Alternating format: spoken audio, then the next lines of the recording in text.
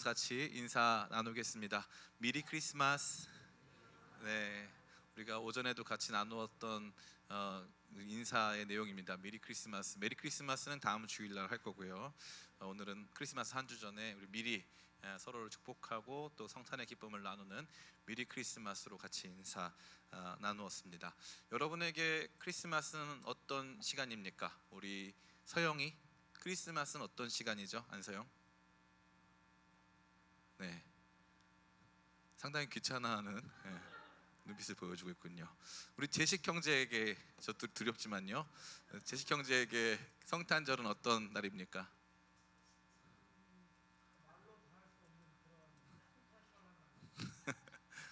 모르겠다는 뜻이죠. 네, 감사합니다. 우리 또 진경이에게 성탄절은 어떤 날입니까? 거창한 대답하지 말고 그냥 가벼운 질문이니까요. 화려해지는 날. 그렇죠. 뭔가 좀 이게 분위기가 좀 제일 화려하고 그런 날이 될 텐데, 뭐 여러분이 어떠한 성탄절을 생각하고 기대하든지 그 이상으로 의미 있고 가치 있는 날 되게 축복합니다. 예수님의 오심이 마음 깊이 묵상되어지고 그것으로 말미암아 만족, 기쁨 충만하기를 간절히 원합니다. 우리는 계속해서 주기도문 말씀 같이 생각해 보고 있습니다. 오늘로 벌써 8번째의 시간이 되었는데요. 8번 하는 동안 다 기억하고 있을런지는 모르겠는데, 제가 이제 느낀 것은 교육에 있어서 중요한 게 반복 학습이다라는 걸 많이 느껴요. 그래서 그동안 우리가 뭘 어떻게 나눠왔는지에 대해서 다시 한번 반복해서 그 말씀을 생각해 보는 시간이 있다면 아마도 여러분에게 좀 더 유익하지 않겠나 싶습니다. 그래서 화면을 한번 띄워주시면은 우리가 복습을 할 수가 있을 것 같아요. 총 왜요? 이런 거 낯설어? 네, 같이 한번 읽어볼까요? 시작. 주기도는 기도 일원서가 아닌 기도 실천 안내서이기에 기도 실천이 없다면 그 유익과 의미를 충분히 파악할 수 없다. 예, 이게 아마도 여러분들이 이 나누거나 들을 수 있는 뭐 유튜브나 이런 데서 볼 수 있는 주기도 강해에서는 거의 다루어지지 않은 내용이실 텐데요. 이 주기도를 담고 있는 6장의 맥락은 너희는 이렇게 기도하지 말아라, 그리고 이렇게 기도해라 라고 하는 이 말씀 속에서 주어진 것이잖아요. 그래서 어떠한 기도의 형식과 실천을 지향하고 또 어떠한 종류의 기도의 실천을 지향해야 할지에 대해서 이 말씀이 기본적으로 저와 여러분에게 말하고자 하는 의도를 가지고 쓰여졌어요. 그러니까 기도를 안 했는데 주기도의 의미, 유익을 느낄 수 있다 없다? 없다는 거예요. 나 주기도문 강의 다 들었으니까 이제 진짜 주기도에 대해서 좀 알 것 같아. 그럴 수 없다는 거죠. 그래서 기도 안 하면 어차피 알 수가 없는 내용이다. 이 기도를 통해서만 실제로 느끼고 체험할 수 있는 내용이다라는 것이죠. 이 연애를 책으로만 배운 사람들이 있죠. 연애를 책으로만 배운 사람들이 여러분한테 여러분 연애하는데 조언을 준다고 생각해 보세요. 잘 들려올까요? 안 들려올까요? 네, 안 들려오죠. 근데 사실 재밌게도 이게 연애할 때 상황이 급해지면 옆 사람이 연애를 해봤든지 안 해봤든지 일단 그게 들려. 좀 신기한 건데 어쨌건 아무 의미가 없는 얘기인데 좀 잘 듣게 돼요. 그래서 좀 놀라운 일이 아닐 수 없는데요. 어찌됐건 기도 실천 안내서이기 때문에 기도 실천을 하는 것을 전제하지 않으면 주기도문 강해를 백날 들어봤자 소용없다. 그 첫 번째 시간 나는 생각해 봤습니다. 두 번째, 같이 또 한번 화면을 띄워주세요. 같이 읽습니다. 시작. 주기도는 기도 받으시는 하나님을 아버지로, 기도하는 우리를 그분의 자녀로 여기는 관계를 보여준다. 아멘. 이 두 번째 시간으로 생각해 본 것은 주기도에 있어서 기도를 받으시는 기도의 대상이신 하나님과 기도자와의 이 관계에 대해서 생각해 본 적이 있어요. 그러니까 이 우주 너머에 계신, 그래서 창조하신 하나님을 우리가 기도의 대상으로 삼지만 그분이 우리의 아버지가 되신다라는 것이 기도할 수 있는 더 중요한 근거다라는 것을 생각해 본 바 있고요. 우리는 또 심지어 그분의 자녀이기 때문에 마치 자녀가 부모에게 마땅히 필요한 것을 간구하듯이 하나님 아버지께 간구할 수 있다. 이 관계, 하나님 아버지 되시고 우리는 그분의 자녀 되신다는 이 근본적인 이 관계가 기도할 수 있는 중요한 근거요, 기도자가 느끼고 누릴 수 있는 가장 중요한 환경이 된다 라는 것을 생각해 본 바 있습니다. 세 번째입니다. 같이 한번 읽어보겠습니다. 시작. 주기도는 신자의 삶의 우선순위와 기도 받으신 영광이 예, 이렇게 오타가 나죠. 예, 우선순위 가. 죄송합니다. 예. 신자의 삶의 우선순위 가. 예, 기도 받으시는 하나님의 영광에 있음을 보여준다. 그래서 처음에 뭐 가지고 기도했어요? 하늘에 계신 우리 아버지, 아버지 저 돈이 없어요. 아버지 저 너무 힘듭니다. 이게 우리 생각에 이제 기도자가 처음에 기도할 내용 같은데, 그렇게 기도하지 않고 하늘에 계신 우리 아버지여 이름이 거룩히 여김을 받으시옵고, 하나님 아버지가 마땅히 받으셔야 할 경배, 그분이 마땅히 누리셔야 할 그분의 가치에 합당한 예배, 이런 것들에 대해서 관심 갖고 그것을 우선적으로 기도하고 있는 기도자의 우선순위를 우리는 엿볼 수 있는 것입니다. 그러니까 뭐 삶의 문제 이런 것보다 근본적으로 우리의 삶의 지향점에 하나님의 영광, 그분 어떻게 하면 그분을 영광스럽게 내가 살아드릴 수 있을까, 이 고민이 당연히 있어야 할 것이고, 기도자가 이런 고민을 가지고 기도할 때 그 기도가 온전한 기도가 된다라는 것을 생각해 봤어요. 네 번째, 같이 한번 읽어볼까요? 시작. 주기도는 하나님 나라의 현존을 믿고 그 나라의 도래를 갈망하는 기도이다. 그래서 이름이 거룩히 여김을 받으시옵고 나라가 임하시오며 라고 되어 있죠. 그냥 나라가 아니죠. 하나님의 나라가 임하기를 소원하는 거예요. 어디에? 여기에, 지금 여기에, 우리의 삶에, 우리의 가정에, 나의 내면에, 우리 사회에 하나님의 거룩한 통치가 임하기를 진짜 구하고 있는 거예요. 우리가 아까 아프가니스탄 우리 우원자매 정말 갔다 온 건 아니죠. 아프가니스탄을 최근에 갔다가 어제 온 사람 같은 느낌이었어요. 지금 너무 힘들어 보여가지고. 괜찮죠? 코로나를 이기고. 안 괜찮아? 몸이 안 좋아 지금? 몸이 안 좋은 것 같더라고. 우리 박수 한번 쳐주세요. 힘나라고. 예, 예. 너한테 지금 박수 치고 있잖아. 됐고요. 네. 어쨌건 너무 이 저는 거기 갔다 왔기 때문에, 제가 이제 그때 완전 흥청망청 살 때였는데, 천민찬 선교사님, 제가 이제 아티스트로 뮤지션으로 살 때였어요. 근데 천민찬 선교사님이 저보고 아프가니스탄을 가재요. 아프가니스탄을 왜 가 내가, 그죠? 근데 자기가 비행기 티켓까지 다 마련해 줄 테니까 가서 사역을 하자고 해가지고, 제가 태어나서 처음 가본 나라가 아프가니스탄이에요. 남들은 뭐 여행지로 가는데 나는 아프가니스탄 왜 갔는지 모르겠어요. 갔더니 막 미군이 지키고 있고요, 막 총성이 막 울려 퍼지고 하는 그런 동네였는데, 그때 아이들한테 돈을 주지 말라고 하더라고요. 초콜릿도 주면 안 되고 아무것도 주면 안 된대요. 왜냐하면 내가 아이들한테 뭘 주면 이제 서로 갖겠다고 싸움이 나고 자칫하면 아이가 다치거나 심하면 목숨을 잃을 수도 있대요. 그래가지고 이제 그럼 내가 할 수 있는 일이 뭐냐 물어봤어요. 그랬더니 그 땅에 하나님의 나라가 임하도록 기도해 달래요. 기도해 달래요. 근데 지금 이제 20년이 지났거든요. 제가 2002년도에 갔으니까 20년이 지난 오늘 더 심각한 상황을 마주하고 있잖아요. 그러니까 제 안에 하나님 그 땅을 불쌍히 여겨주세요라는 기도가 또 멈추지 않는 거예요. 멈추지 않는 거예요. 그러니까 하나님의 나라가 있음을 믿는 거예요. 그분이 의와 공의와 사랑으로 통치하시고 우리의 모든 눈물이 씻겨지고 우리 모두가 그분 안에서 샬롬을 경험할 수 있는 하나님 나라가 진짜 있다고 믿는 거예요. 그러니까 그 나라를 갈망하는 거예요. 그 나라를. 제가 예전에 굉장히 친한 이제 군대 후임병이 있었는데, 그 친구랑 이제 참 신앙적인 얘기를 너무 많이 했어요. 그래서 양재천을 걸으면서, 남자입니다. 군대 후임병이니까 남자겠죠.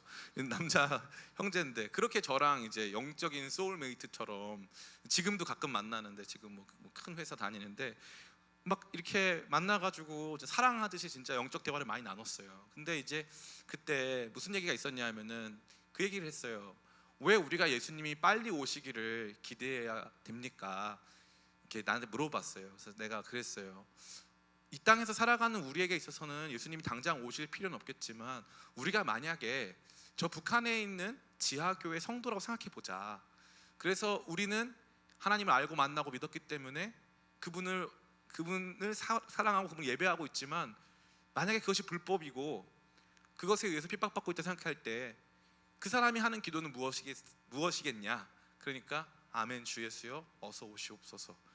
고난 가운데 있는 하나님을 의지하고 믿고 예수님 안에서 하나님의 놀라우신 사랑이 완벽하게 드러났다고 믿는 사람들은 모두 고난 속에서 아멘 주 예수여 어서 오시옵소서를 고백할 수밖에 없다, 이 말이죠. 그러니까 하나님 나라의 현존과 도래를 믿는 기도가 이 주기도 안에는 서려 있는 거예요. 그것이 없다면, 또 그러한 기도를 해본 적이 없다면, 전 여러분들이 다시 한번 이런 하나님 나라에 대한 기대와 소망 품고 기도하게 되시기를 축복합니다. 아멘. 다섯 번째, 같이 한번 읽어보겠습니다. 다섯 번째 같이 읽습니다. 시작. 주기도는 우리가 매일 매순간 하나님께 의존하여 공급받는 존재임을 기억하게 한다. 아멘.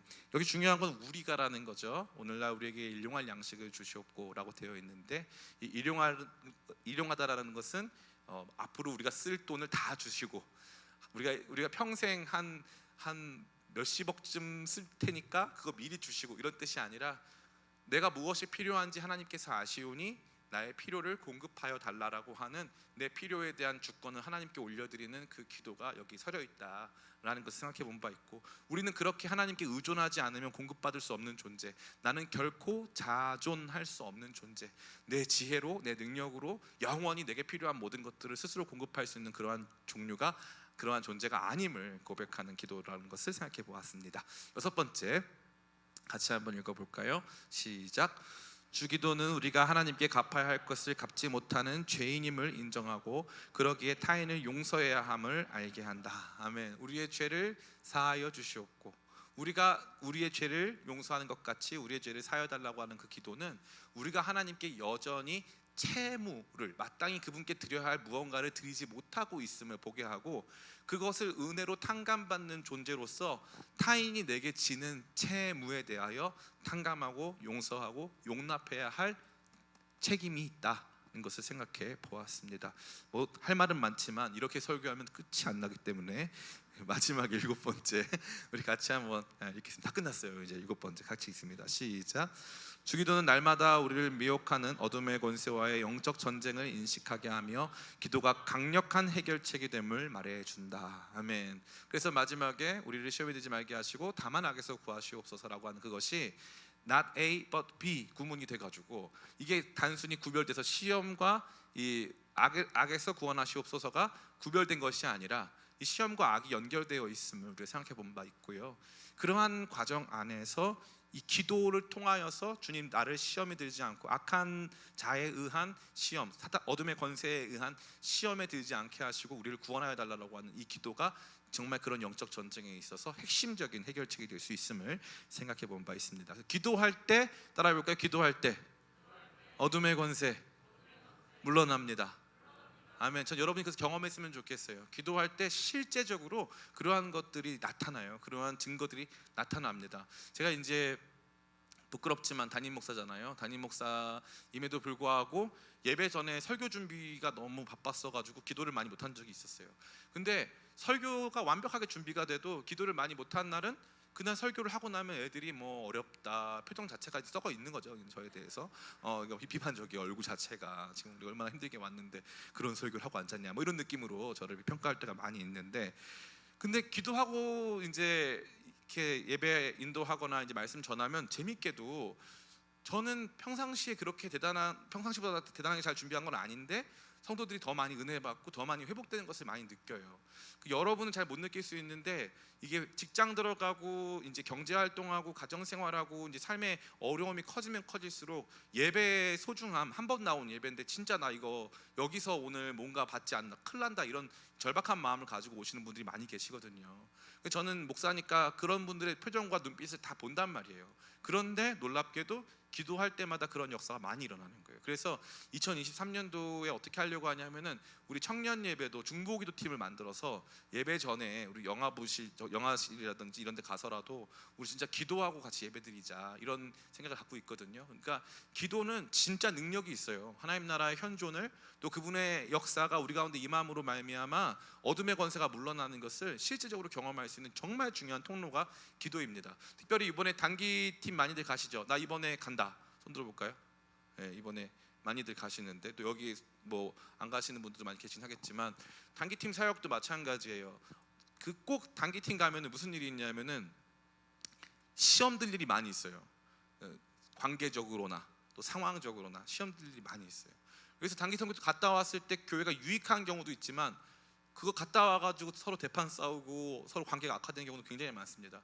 대부분의 경우를 보면은 기도하지 않고 인간적으로 자기 경험 의지하고 이러다 보면은 다 문제가 생기는 거예요. 그래서 우리는 날마다 영적 전쟁 가운데 놓여져 있고 우리의 삶의 선택을 할 때 있어서 끊임없이 악한 영의 영향을 받을 수밖에 없다. 그렇기 때문에 기도하지 않고 선택하고, 기도하지 않고 판단하고, 기도하지 않고 무언가 대화를 나누려고 하는 것 자체가 위험할 수 있다. 그래서 주기도는 그러한 영적 현실, 그리고 그 현실을 이겨낼 수 있는 능력을 저와 여러분 가운데 보여주고 있습니다. 이게 설교를 마쳤으면 참 좋겠어요, 그죠? 이제 문제는 이게 시작이었다는 거, 복습에 불과했다는 점. 그래서 제가 오늘 과감하게 결단을 했어요. 오늘은 설교를 짧게 합니다. 하나님께 영광의 박수인 줄 믿습니다. 뭐 이렇게까지, 진짜 감사합니다. 네, 제가 늘 이렇게 설교를 짧게 하려고 더 노력을 많이 하고 있어요. 근데 어쨌건 오늘 우리가 살펴볼 내용은 이 기도문의 마지막입니다. 오늘이 2022년 청년 예배 마지막이죠. 다음 주에는 청년 예배가 없어요. 그 다음은 1월 1일이니까 오늘이 청년 예배 마지막입니다. 막간을 이용해서 광고를 하자면 송구 영신 예배 때 윷놀이, 우리 모든 성도들을 대상으로 한 월드 윷 2022 월드 윷 대회가 있어요. 부제는 뭐 아니면 도. 근데 그 윷놀이 대회가 있습니다. 그래서 어마어마한 상금을 걸고 있고, 막 자동차도 걸려 있는 것 같고요.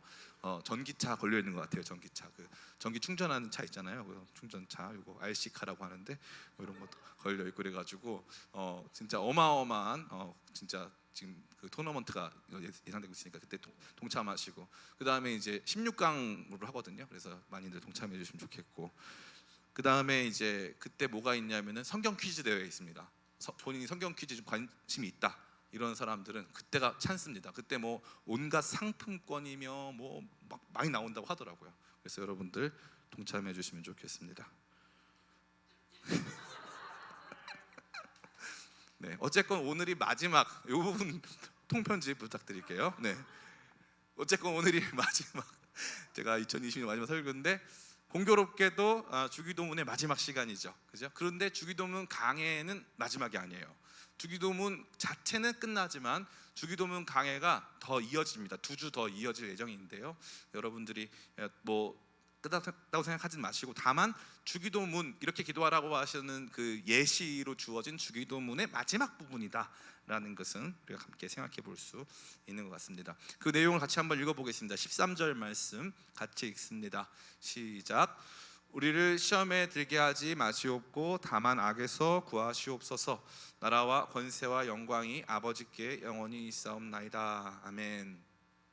이 나라와 권세와 영광이 아버지께 영원히 있사옵나이다 라고 하는 이 기도의 종결부를 오늘 우리가 같이 생각해 보고자 합니다. 이 기도가 마무리를 이러한 방식, 다시 말해 송영으로 마치고 있다는 것이 참 많은 의미를 저와 여러분에게 시사하고 있는데요. 우리가 그것을 알기 위해서 한 3가지 정도 내용을 살펴봐야 될 필요가 있어요. 처음에 여기에 등장하는, 그러나 오늘 우리가 가진 성경에는 없지만 원래 이 사본에는 존재하는 한 가지 중요한 접속사를 생각해 볼 필요가 있어요. 그 접속사는 헬라어로 호티라고 하는 접속사인데, 이 호티는 무슨 뜻이냐면 이거예요. 왜냐하면 무엇이기 때문입니다, 이런 뜻이에요. 그래서 이 주기도문 이 원문에, 물론 이 저와 여러분이 읽은 이 송영 부분은 아주 초기 사본에는 등장하지 않아요. 아주 초기 사본에는. 그래서 많은 학자들이, 대부분의 학자들이 이것은 후대에 첨가된 것이다 라고 간주하고 있는데, 근데 이것을 과연 계속적으로 후대에 첨가한 내용을 오늘날 현대에 이르기까지 기도문에 적용을 해야 되느냐 말아야 하느냐에 대한 논쟁이 있었어요. 초대교회 아주 유명한 교부 중에 하나였던 어거스틴이라고 하는 교부는 이 내용을 빼야 한다라고 하는 입장이었고요. 우리 장로교 신학에 있어서 어떻게 보면 뿌리와도 같은 칼뱅은 아니다, 이 기도의 내용은 충분히 넣을 수 있다, 그리고 이것이 더 이 기도를 온전케 한다라고 하는 입장을 가지고 있는데, 오늘은 어쨌건 우리가 현재 이 기도를 하고 있기 때문에 이것에 대한 논의는 차치하고 이 내용이 무엇인가에 더 집중하면서 같이 이 말씀을 나눴으면 좋겠습니다. 어찌됐건 여기에 원래 뭐가 있었냐면은 그 헬라어로 보면 호티 붙어 있는 거예요. 그래서 그 호티, 왜냐하면을 붙여서 이 해석을 하면은, 제가 해석해 보니까 이렇게 되어 있어요. 이는 그 나라와 그 권세와 그 영광이 영원히 당신의 것이기 때문입니다. 이게 아멘. 이게 바로 가장 거의 정확한, 가장 근접한 의미의 이 마지막 송영 부분이 된다고 할 수 있는 거예요. 느낌이 비슷해요? 확 달라졌어요? 그렇죠. 아무 생각 없어요. 괜찮아요. 그럴 수 있어요. 내가 오늘 기도를 드렸나 봐. 괜찮아. 제가 읽어드릴게요. 다시 한번 비교해 보는 거예요. 우리를 시험에 들게 하지 마시옵고 다만 악에서 구하시옵소서. 나라와 권세와 영광이 아버지께 영원히 있사옵나이다. 아멘. 이거는 평서문이죠. 나라와 권세와 영광이 아버지께 있습니다 하는 이제 평서문으로 끝나고 있는 거예요. 근데 더 원문의 정확한 해석을 해보자면, 우리를 시험에 들게 하지 마시옵고 다만 악에서 구하시옵소서. 이는 그 나라와 그 권세와 영광이 아버지께 그 영광이 영원히 아버지의 것이기 때문입니다. 아멘. 그러니까 느낌이 다르죠? 다르다고 해줘요. 네, 달라요. 다르단 말이에요. 느껴보라고. 내가 잠을 많이 못 자가지고 많이 피곤합니다. 네. 그러니까 재밌는 건 뭐냐면은 앞에 호티가 붙으면은 이게 어떤 역할을 하냐 하면은, 내가 지금까지 기도한 이 모든 이유와 근거가 그 나라와 그 권세와 그 영광이 아버지께 있기 때문에 내가 이렇게 기도했습니다. 이게 되는 거예요. 그러니까 참 신기한 이 부분이 아닐 수 없는 거예요. 그래서 이걸 먼저 우리가 가지고 있어야 돼요. 그 신기하네. 앞에 호티라고 하는 게 원래 있었네. 헬라어 이 본문에는 지금도 있어요. 이는 그 나라와 그 권세와 그 영광이 영원히 당신의 것이기 때문입니다 라고 하는 이 선포가 이 기도의 마지막에 있다라는 것을 우리가 생각해 볼 수 있어요. 두 번째, 뭔가 오늘 진도가 좀 빠른 느낌이죠, 그죠? 설교가 짧다는 뜻이에요. 감사합니다. 뭐 아멘도 아니고 후는 아니지 않아요? 아멘 이것도 아니고 후 이거는 보통 일반적으로 설교 때 듣기 어려운 반응인데, 설교 때 누가 피처링을 넣는 건 진짜 처음이거든요. 깜짝 놀랐어요. 네. 두 번째, 우리는 이 부분에서 언급되는 나라와 권세 그리고 영광이 이게 뭐냐 좀 생각해 볼 필요가 있어요. 원래는 우리가 보이지 않던, 원래 사실 그 전 개역 한글판에는 어른들이 늘 하실 때, 이 주기도문 하실 때 대개 그의 나라와, 여기 대개가 바로 여러분이 속초 가서 먹는 대게 말고 그건 아니야. 그거 박수나. 네. 그거 아니고 이게 바로 그 호티를 번역한 거예요. 그래서 대개가 대략적으로 말하자면 뭐 이런 뜻인데, 그게 붙어 있다는 거죠. 어쨌건 그게 있었다는 거. 두 번째는, 그러면 여기서 기도자가 마지막 송영을 주고 있는, 마지막 송영의 내용으로 하고 있는 그 나라와 그 권세와 그 영광이 무엇인지에 대해서 생각해 볼 필요가 있어요. 먼저 헬라어 원문에 따르면 나열된 모든 명사 앞에 정관사가 붙어요. 그러기에 그냥 나라, 그냥 권세, 그냥 영광이 아니고 바로 앞에서 언급했던 그 나라, 앞에서 언급됐거나 혹은 우리가 유추 가능한 그 능력, 그리고 마지막으로 그 영광을 의미하는 거예요. 그래서 앞선 내용들과 깊이 결부된 나라, 권세, 영광에 대하여서 그것이 영원히 하나님의 소유임을 이제 고백하고 노래하고 있는 것이죠. 특별히 우리가 집중해야 될 부분은 바로 이 권세 파트예요. 이걸 풀고 나면 그 다음 내용이 훨씬 간단해져요.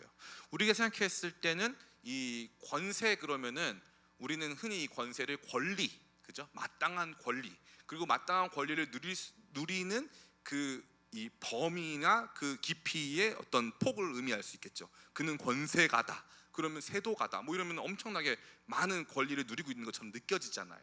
그러니까 우리가 이 권세라는 단어를 들을 때, 예를 들면은 누가 이제 몸짱, 우리 중에 몸짱 누구 있죠? 여기에 누구? 광민수. 광민수 몸짱인데 3대 몇백 치나요? 50 친다고. 어렵게 살고 있네요. 근데 이제 민수가 15kg짜리 이제 바벨 봉 빼야 그 정도 아니냐?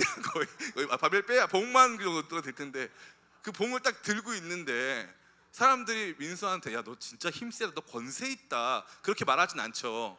그죠? 예. 너 능력이 있다, 힘이 있다 이렇게 말을 할 수 있지만 그냥 뭐 권세는 우리한테는 권리와 더 가까운 단어처럼 여겨진다 이 말이에요. 그러니까 우리가 대개 그의 나라와 권세와 영광이 아버지께 영원히 있습니다라고 하면은 우리는 마치 하나님께서 마땅히 무언가를 하실 수 있는 권리가 영원히 있다, 하나님께 있다, 다시 말해 하나님의 주권에 대한 이야기로 생각하기 쉬운데 놀랍게도 헬라어 원문은 그게 아니에요. 그래서 앞에 그 나라는 헤바실레이아, 그래서 왕국, 그 나라, 그 하나님의 왕국이 당신의 것입니다. 이건 오케이. 세 번째도 영광, 영광은 독사라고 하거든요. 독사, 영광, 그 독사가 하나님의 것입니다. 그 영광이 하나님, 그것도 오케이. 두 번째 권세는 제가 봤을 때는 잘못 번역했어요. 그래서 이 헬라어에서 권세는 원래 다른 단어가 있어요. 그 예전에 유명했던 차 있죠. 그 현대자동차에서 만든 제네시스 이전에 제일 비싼 차 뭡니까? 에쿠스. 그래서 에쿠시아가 권세란 뜻이에요. 원래 에쿠스는 말이란 뜻이고 이제 그 에쿠시아가 이제 권세란 뜻이에요. 그런데 그게 아니라 오직 성령이 너희에게 임하시면 너희가 권능을 받고, 그죠? 권능, 그 능력을 말하죠. 이걸 뭐라고 하냐면 다이나마이트가 할 때 두나미스라 그래요. 두나미스, 능력을 말하는 거예요. 폭발적인 힘 같은 걸 말하는 거죠. 누가 보기에 압도적으로 보이는 그 힘을 가지고 있다, 할 수 있음을 말하고 있는 거죠. 근데 여기서 권세는 이 에쿠시아가 아니라 두나미스란 말이에요. 하나님의 할 수 있음을 보여주는 거예요. 하나님의 전능을 보여주는 단어예요. 이게 중요한 거예요. 하나님의 나라는, 그럼 다시 해석하면 이거예요. 왜냐하면 그 나라, 그 왕국이 당신의 것이고, 그 영광이 당신의 것이고, 그 능력이 당신의 것이기 때문입니다. 이것이 이 말씀을 보다 정확하게 해석하는 길이 될 것입니다. 하나님 나라가 실존하고 그 나라에 대한 주권과 통치가 하나님께 있으며, 그 주권과 통치를 행사하시는 과정에서 하나님은 우리가 상상할 수 없는 능력으로 그 일들을 행하고 계시고, 그러하기에 세상 모든 사람들이 그분이 우리와 완전히 구별된 전적 타자로서, 전능하신 하나님으로서 마땅히 받으셔야 할 영광을 받으실 분이 마땅하다라고 하는 그러한 찬사와 영광의 수요가 하나님께 이루어진다라는 것을 보여주고 있는 것입니다. 세 번째, 중요한, 따라해 볼까요? 영원. 이 영원이 또 중요한 거예요. 그냥 하나님께 그 나라와 권세와 영광이 있습니다 하면 될 거 아니에요. 그런데 대개 그의 나라와 권세와 영광이 아버지께 어떻게? 영원히 있습니다. 영원이라고 하는 단어는 무엇입니까? 이것은 과거, 현재, 미래와 상관이 없다는 거예요. 우리가 지금 살고 있는 생명의 시간 시스템과는 상관이 없다는 거예요. 생명의 시간 시스템과는 상관없이 존재하시는, 즉 시간을 창조하신 분, 영원에 거하시는 분. 그러면 시간 밖에 있다는 건 뭐가 없다는 뜻입니까? 변화가 없다는 뜻이에요. 그럼 그 누구도 하나님 나라 권세에 도전해서 하나님 나라 권세를 흔들 수 있는 존재가 있다, 없다? 없다. 하나님의 능력에 대항해서 하나님 능력을 흔들어서 하나님이 좀 뭘 못하시게 만들 수 있는 존재가 있다, 없다? 없다. 하나님께서 마땅히 받으셔야 될 그 영광을 축소하거나 그것들을 무색하게 만들 수 있는 존재가 있다, 없다? 없다는 거예요. 하나님은 영원한 분이라는 거죠. 이 하나님에 대한 고백과 선포가 이루어지고 있는 것입니다. 자, 그러면 여기까지 생각해 봤어요. 호티가 들어감으로써 우리가 이 모든 기도를 하는 데 있어서 이 모든 것이 하나님께 속함, 다시 말해 그의 나라와 그의 능력과 그의 영광이 하나님께 영원히 있기 때문에 나는 기쁘게 이 기도를 드릴 수 있습니다 라고 하는 내용을 우리가 생각해 본 바 되었어요. 두 번째는 그 권세가 다시 말해서 단순히 권리의 크기나 이런 걸 말하는 게 아니라 능력임을 확인하면서 구체적으로 하나님께서 행사하시는 힘의 크기와 그분의 주권과 그분의 영광이 영원히 그분께 있다라고 하는 것을 생각해 본 바 있어요. 세 번째까지. 그러면 이 말씀이 저와 여러분에게 어떠한 메시지를 던져주고 있느냐? 첫 번째, 주기도문이 이와 같은 소용으로 마치고 있다는 것은 모든 것의 결론이 정해져 있다는 거예요. 따라해 볼까요? 내 인생은 해피엔딩. 이게 정해져 있다는 거예요. 정해져 있다는 거예요. 저는 가끔 이제 TV를 거의 본 적이 없지만 너무 힘들고 어려우면은 이제 TV를 봅니다. TV를 보면은 제가 보는 영화는 정해져 있어요. 뭐 대부, 뭐 대부 2, 대부 3, 뭐 이 정도로 거의 정해져. 대사를 다 외웠습니다. 그러다가 가끔 보면은 또 시네마 천국, 이탈리아 영화만 봐요. 인생은 아름다워. 그래서 내가 나도 모르게 이탈리아 사람이 돼가고 있는 것 같아요. 번조르노. 네. 근데 그걸 보면은 저는 대사를 외울 정도 다 알잖아요. 그럼 주인공이 지금 급박한 위기를 만났어. 주인공의 아내가 이제 저 차를 운전하면은 차가 폭파되는 거예요. 근데 제가 그거 볼 때 가슴이 뛸까요, 안 뛸까요? 뛰면 정상입니까, 아닙니까? 영화를 100번 봤는데 가슴이 또 뛰면 비정상이잖아요. 결론을 알고 있잖아, 우리는. 가슴이 안 뛰어요. 그래서 저는 처음에 이 말씀이 싫었어요. 다시 말해서, 야, 우리는 결론 정해진 싸움 싸우고 있는 거야. 결론이 정해진 건 알겠는데 그 정해진 결론을 우리가 영화처럼 본 게 아니잖아. 그잖아. 많은 목사님들이 그러는 거예요. 우리 결론이 정해져 있으니까 자유함을 얻으래요. 그래서 제가 고민이 많이 해봤어요. 나는 천국 갈 거고, 믿습니다. 아멘. 여러분 안 믿어요? 제가 지옥 갈 거라고 생각하나요? 우리가 아인이 왜 이렇게 크겠어 진짜. 제가 오전 예배 때도 말씀드렸지만 그 옛날 예술가들은 되게 인간들이 치졸하더라고요. 그 단테 이 단테가 갑자기 뭘 줬죠? 그 신곡. 예. 디비나 코메디아. 이 신곡에 보면요, 자기랑 반대했던 인간들, 자기 싫어했던 사람들은 이게 단테가 이해한 천상의 세계는 지옥, 연옥, 천국이거든요. 자기 싫어했던 사람들은 다 지옥에 있어요. 다 만나 거기서. 진짜 웃기지 않아요? 뭐 다른 미켈란젤로도 이 그림 그리잖아요. 그러면 거기에 지옥에는 다 자기 싫어했던 인간들이 있어요. 그리고 거기에서 막 이 뱀이 자기 싫어했던 사람 막 이상한 데 물고 있고 막 그래요. 얼마나 싫었으면 그렇게 했겠어요. 그죠? 근데 우리가 이제 생각했을 때 목사님들이 와서 얘기하는 거예요. 너는 천국 갈 건데 왜 고민하냐? 근데 문제는 뭐예요? 그거는 이제 우리가 타자가 돼가지고 내 인생의 동참자, 내 인생의 출연자가 아니잖아요. 출연자들은 이 대본을 읽고 있지만 이 작품이 어떻게 끝나는지 모르잖아요. 그러니까 저는 그 부분에 있어서 너무나 어려웠던 거예요. 목사님들은 두려워하지 말라고 하는데, 그리고 제가 영화를 3번, 4번 봤기 때문에 그것을 제가 알고 있는 거지, 매번 내 인생에 닥칠 어려움이 얼마만큼의 아픔과 상처를 남길지 제가 모르기 때문에 당연히 우리는 우리 인생의 주체요 참여자니까 힘들 수밖에 없겠더라고요. 근데 맨날 목사님들은 뭐라고 그래요? 야, 결론 다 아는데 뭐가 이렇게 무서워? 우리는 할 말이 없죠. 모른다고 하면 믿음이 없다고 할 것이고 너는 그 믿음이 없냐 이럴 것이고, 안다고 하면 아는 애가 왜 그러냐 그럴 것이고, 나는 오늘이 무서운데 내일의 선택이 두렵고, 그잖아요. 거기서 바로 작동하는 것이 믿음이에요. 믿음.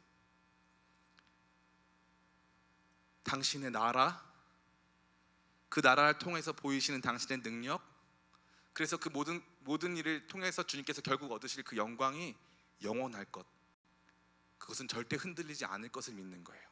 나를 믿는 게 아니에요. 내 상황을 믿는 게 아니에요. 그분을 믿는 거예요.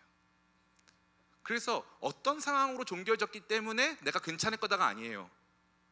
그분이 영원하시고, 그분의 능력이 영원하시고, 그분의 나라가 영원하시고, 그분의 약속이 영원하기 때문에 내가 믿습니다. 그래서 그 하나님의 어떠하심을 근거로 내가 기도할 수 있다 이 말이에요. 그러니까 이 기도는요, 어마어마한 믿음의 행동이라는 거예요. 저는 여러분들이 이 기도라고 하는 위대한 믿음의 행동 가운데 나오시길 축복합니다. 두려워하지 마세요. 우리 인생의 결론 정해져 있어요. 그 여정 속에 힘들 수 있어요. 그 여정 속에 낙담하고 지칠 수 있어요. 때로는 상처가 될 수 있어요. 넘어질 수 있어요. 무너질 수 있어요. 그러나 다시 일어날 수 있는 중요한 근거가 있어요. 내 인생의 결론이 아니라 온 우주를 붙잡고 계시는 나의 아버지 하나님께서 살아계신다는 결론, 그분의 능력이 영원하시다는 결론, 그분의 뜻과 계획이 완전하다라고 하는 그 결론을 붙잡고 이겨내는 저와 여러분들에게 축복합니다.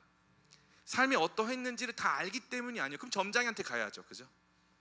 그것 때문이 아니에요. 하나님이 어떠하심 그것을 바라보고 그 위에서 기도하라고 이 말씀은 말해주고 있습니다.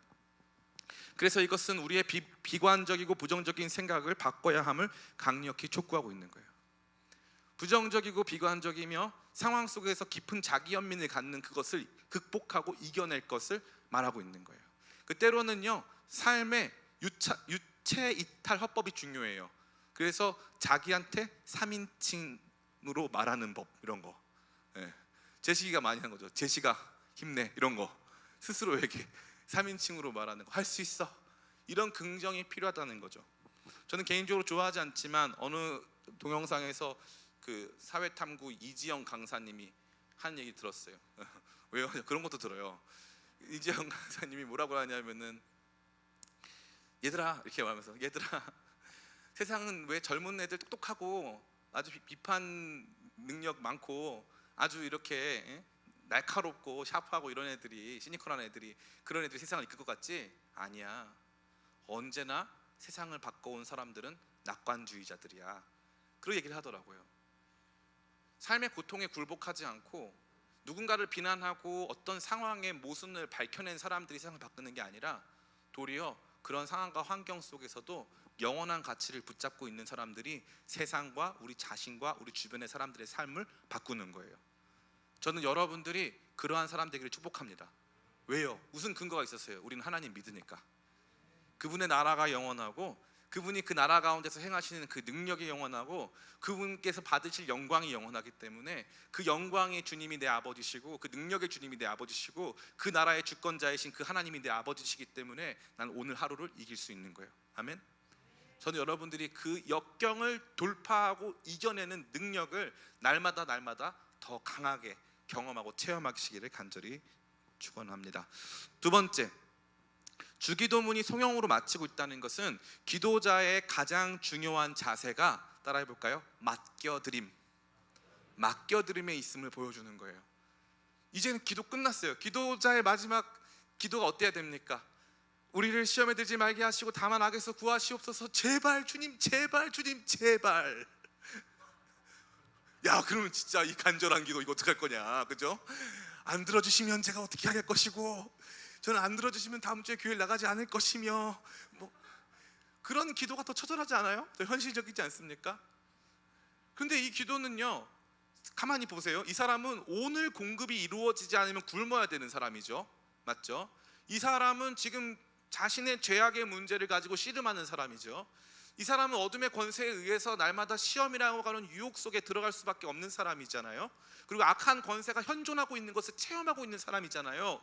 근데 지금 이 사람이 이 모든 기도를 주님께 올려드린 다음에 드리는 것은, 주님, 그러나 제가 이렇게 기도할 수 있는 이유는 그 나라가, 그 능력이, 그 영광이 온전히 영원토록 당신의 것이기 때문입니다. 저는 그것을 믿습니다. 제 기도가 땅에 떨어지지 않을 것을 믿습니다. 제 삶을 주께 맡겨드립니다라고 하는 기도자의 가장 중대한 자세인 맡겨드림을 보여주고 있는 거예요. 기도했으면 맡겨드려라 이거예요. 기도했으면 맡겨드리세요. 하나님께서 하실 줄 믿습니다. 여러분 삶 속에 왜 하나님이 일하시는 공간이 없어요?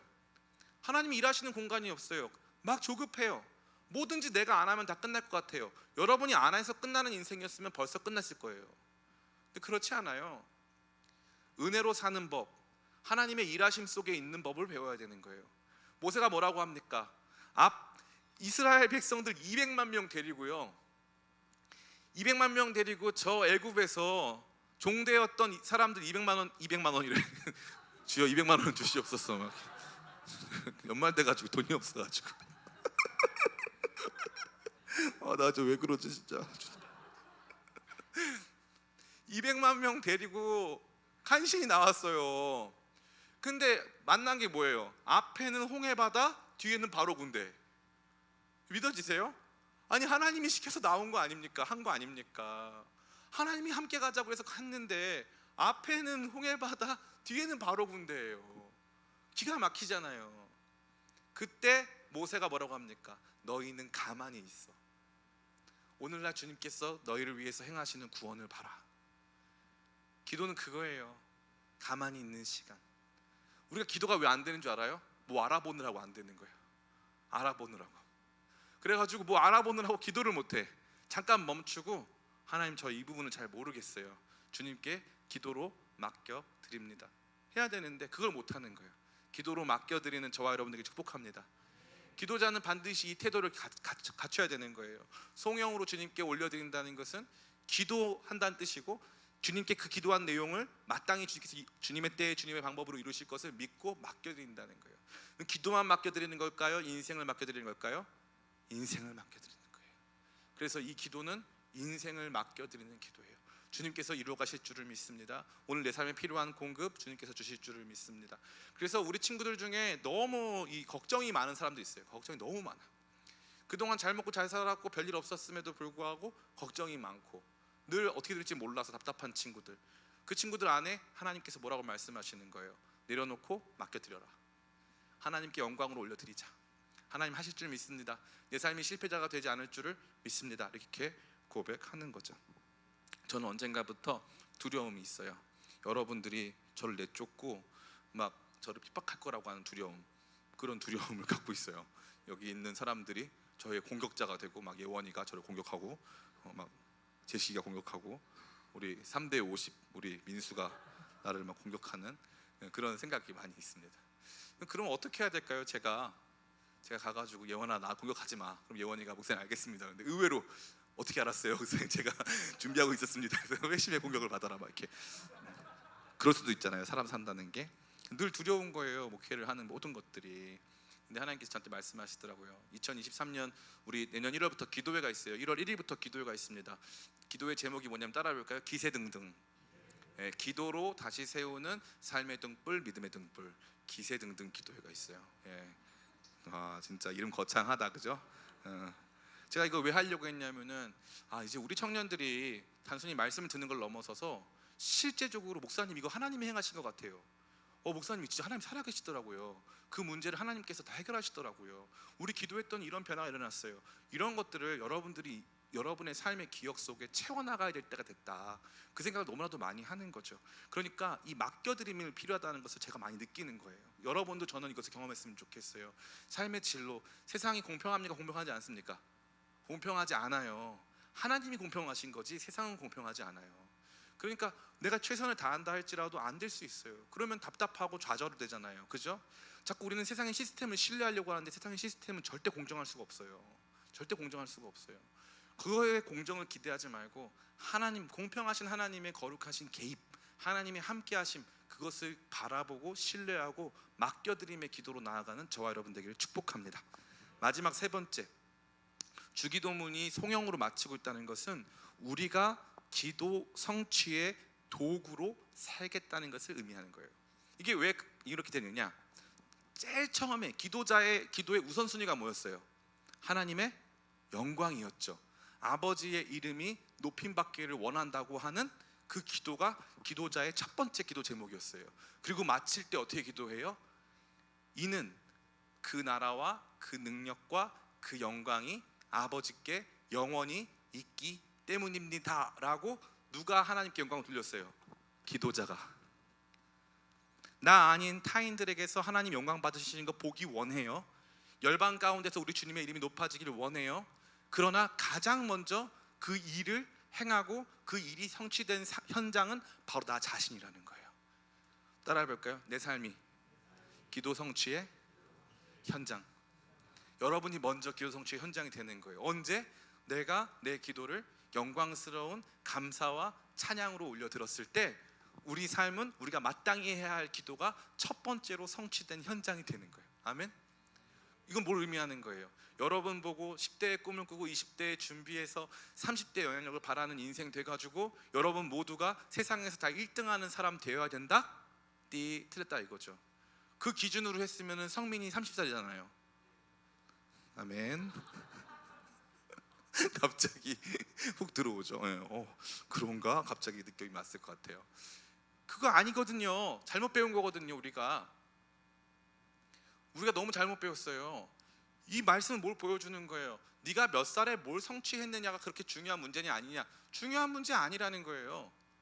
우리가 뭘 몇 살에 어떻게 성취했는가가 우리 삶에 있어서 뭐 제일 중요하고, 그것이 하나님께 영광 올려드리고, 나는 뭐 1등 대학 가가지고 있을 때 하나님 영광 받으시고 꼴등 하면은 하나님 난 영광 안 받으신다? 절대 그렇지 않죠. 이번에 대한민국 축구 선수단이 잘했습니까 못했습니까? 잘했어요. 저는 굉장히 잘했다고 생각해요. 아쉬운 점이 있죠. 왜 없겠어요. 그러나 잘했어요. 16강도 올라가고 포르투갈도 이기고 얼마나 잘했습니까? 전 자랑스럽더라고요. 수고했잖아요. 얼굴에 이 저기 뭐야, 그걸 뭐라고 하죠? 가면 말고 마스크. 마스크가 가면 아니야 근데? 죄송합니다. 예. 얼굴에 마스크 끼고 축구 그렇게 잘할 수 있는 사람 나와봐요. 아무도 없어요. 누가 그렇게 할 수 있습니까? 그죠? 김민재 선수도 부상당했었죠. 황희찬 선수도 처음에 부상당해가지고 처음에 나올 수도 없었어요. 이번에 보니까 메시 선수도 보니까 이제 부상당했다고 하더라고요. 그런데 그 선수가 뭐라고 했냐면은 이번에 결승전 되니까 기분이 어떠냐고 물어봤더니 이미 우리는 6번의 결승전을 치르고 올라왔다고 하더라고요. 매 순간이 결승전이었다는 거예요. 매 순간이. 우리는요 너무 쉽게 우리의 삶에 대해서 평가해요. 나는 이 정도 대학을 갔으니까 좋은 사람. 웃기는 소리 하지 마세요. 그런 거 없어요. 속지 좀 마세요. 세상이 여러분 속인 거예요. 그러면 그렇게 하고 나면은 그 비교의 틀 안에 들어가잖아요. 여러분 모두가 패배자예요. 상대적 승리자일 수 있지만 절대적 패배자가 되는 거예요. 그 비참한 길을 왜 선택합니까? 왜 글로 가요? 삶이 얼마나 아름답고 값진 것인데, 그죠? 내 삶의 자리 비록 자꾸 초라하지만 내 초라한 삶의 자리에서 주님께 올려드리는 찬양은 크고 영광스럽게 올려드리겠다, 이 말인 거죠. 그래서 내 삶이 하나님께 영광 올려드리는 첫 번째 자리가 되는 것이죠. 제가 지난 금요일 날 설교하면서 찬양의 변화와 관련돼서 말씀드린 바 있어요. 80년대 90년대 찬양은 광장의 찬양이었어요. 이 광장의 찬양 시절이 전 좋았던 기억이 더 많아요. 훨씬 많아요. 왜냐하면 그 당시 우리 집은 너무 가난했거든요. 단칸방에서 우리 형, 우리 누나, 우리 큰누나, 우리 누나, 나, 우리 엄마 5명이 살았어요. 5명이. 옆에 한 평짜리 방이 있어서 우리 형이 그 방을 쓰고 있다가 우리가 조선족 동포가 이제 서울에 와가지고 그 사람 도와준다고 그 부부를 그 방에 들이고 우리는 다시 온 가족이 한 방에서 살았어요. 여러분 1988 그 드라마에서 보면은 화장실 하나 다 같이 쓰고 하잖아요. 우리도 그랬어요. 화장실 하나에 5가구 6가구가 한 화장실, 밖에 있는 화장실 같이 쓰고 그랬단 말이에요. 근데 놀라운 건 뭐냐면 그때 찬양 집회가 잠실 주경기장, 그리고 목요일마다 저 서빙고동에 있는 온누리교회에서 집회를 하면은 자동차 번호판이 그 당시에는 지역이 써 있었어요. 지역이 번호판에. 그러면은 목요일 7시 정도에 찬양 집회 시작하거든요. 그러면 번호판이 뭐가 써 있는 줄 알아요? 부산. 부산에서 집회하겠다고 온 거예요. 그럼 언제? 매주. 설날, 목사님 설날 추석은 설날 큰 집회, 추석 큰 집회 더 많이 모여. 매주 했다니까요. 매주. 그렇게 해가지고 집회했어요. 그래서 광장에 예배였어요. 주님, 우리의 삶은 작아도 주님은 높으신 분이었다고. 나라고 하는 사람은 한없이 작아도 내가 높이고 싶으신 주님이 너무 큰 분이어서 내 작은 입술로 그 주님을 노래하길 원했다고요. 옛날 찬양팀 특징이 뭡니까? 노래를 못해요. 중대한 특징입니다. 지금 같아서는 찬양을 하면 안 되는 분들이에요. 그분들이 잘하는 건 할렐루야 이것만 잘하세요. 노래는 별로 신경 안 쓰셨어. 근데 들으면요 심장이 뛰어요. 심장이 뛰어요. 고백이 달라요. 근데 요즘 찬양 문제가 뭐예요? 요즘 찬양은 골방으로 들어갔어요. 혼자 건반 기타 치고 찬양해야 조회수가 올라가요. 제가 요즘에 좀 준비하고 있습니다. 조회수에 그렇게 목말라 있어 내가 지금.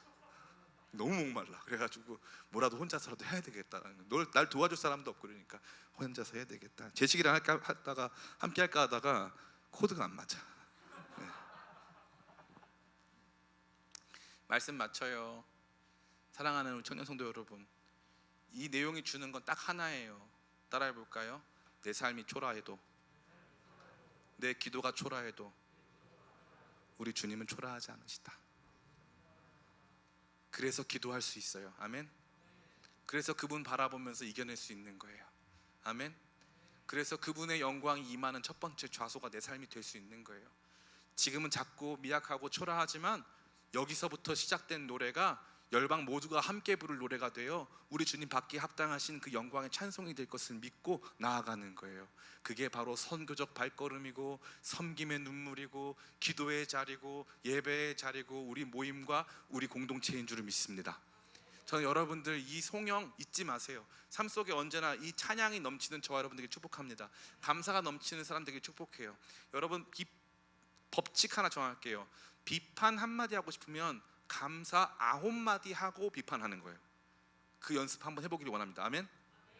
감사 9마디. 그래도 감사하고 그래도 감사하고 그래도 감사하고 감사한 다음에 비판할 거 있으면 그런데 한마디 하고 딱 뒤로 숨고 이렇게 해가지고